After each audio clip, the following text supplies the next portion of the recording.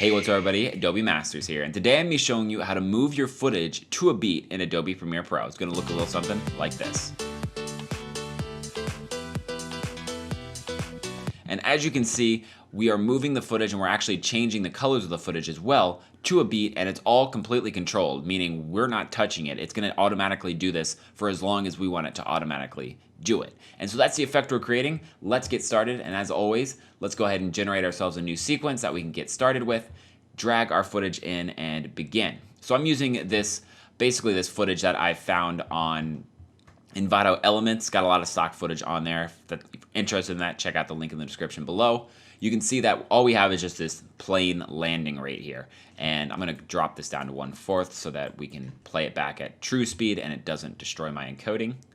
And so you can see it is just a plain landing. So to start the effect, we're going to take this and we're going to duplicate it up 2 layers. So we want 3 layers in here. We're then going to fill in the bottom one with a black video. So if we go new, you can see the black video right there. Color matte, that's black, works perfectly fine for this as well.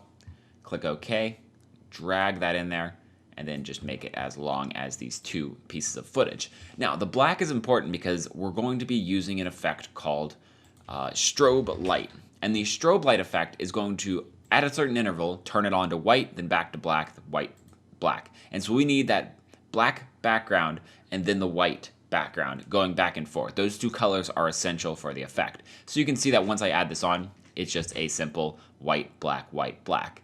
We're then going to go, and we're going to go up, and we're going to search for this effect called Set and Matte. Now, Set and Matte is going to allow us to control the top and bottom based on the middle layer. So if we go into the Set Matte, the top one up here, we click on it, and let's actually make sure that we're in our other effect here. We drag it to the top right up here, so the very top layer. We're then going to go into the Take Matte from Layer. We're going to switch that to Video 2, whichever one our black video is on, V2 right there, so Video 2. We're going to switch this to the Luminance channel. And what this is essentially telling it to do is on the white, show the effect. On the black, turn the effect off. And the effect in this is just showing the top layer. So white on, then black bottom layer, white top, black bottom, white top, over and over and over again. However, there's a little bit of a caveat in Premiere Pro, and for some reason the strobe effect isn't classified as a color by itself. And so if you'll see, whenever I play this back, and we want to go ahead and make the middle disappear at all points, whenever we play this back, nothing is changing. And that's because it doesn't actually look at this as a color layer. So we're going to go right click on this, going to click the Nest button, and then click OK on that. And that's going to create this little subsequence, and it's actually going to wrap it up sort of in a package. Now, suddenly the data has magically changed in Premiere Pro, and we have the effect working. But we need to actually make it show. So let's go to our top effect here, the top layer, and switch the scale just up to 110. And so now the top one's 110, bottom one's 100. We play it back, and on that strobe beat, we're going in, out, in, out.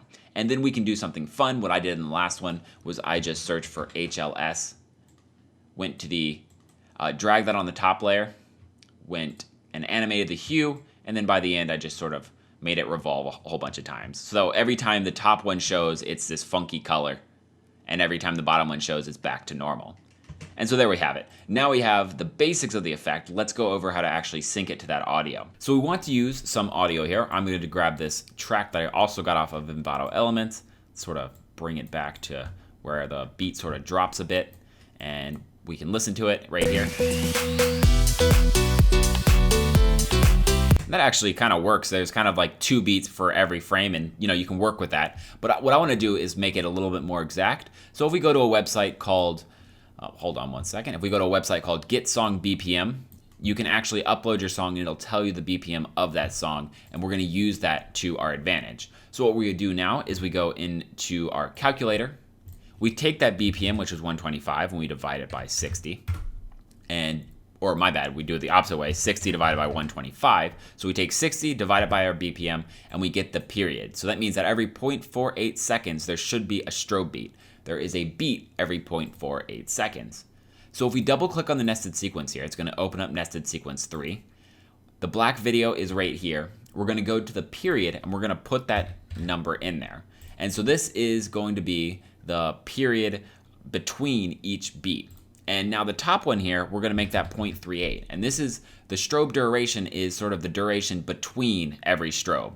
So in this sense, we want it to be 0.38 because that means that it's gonna be about, the strobe's gonna be on for 0.1 seconds, and then the rest of that is gonna be black, and then it's gonna be on for 0.1 seconds, and then black right there. So whatever the difference between these two is, that's how long it's going to be on. So now you can see when we play this back, it's going to be a quick black, white, black, white, black, white. And now when we come back to here, and we need to make sure that we actually line this up with the beat, so we can just, move it a couple frames over, move it over until we that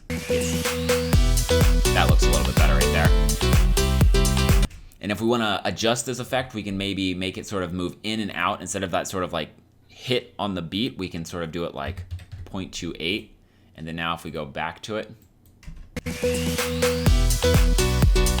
you can see it has a little bit of a different effect to it overall, but you can sort of move around with that and do whatever you want to get it to work. However, now you have the ability that the top layer is going to be shown on beat and the bottom layer shown off beat, meaning we can do whatever we want to this top layer and have it animate with our song. And there are a lot of possibilities. We can add whatever effects, or we can make it change between different videos on the top.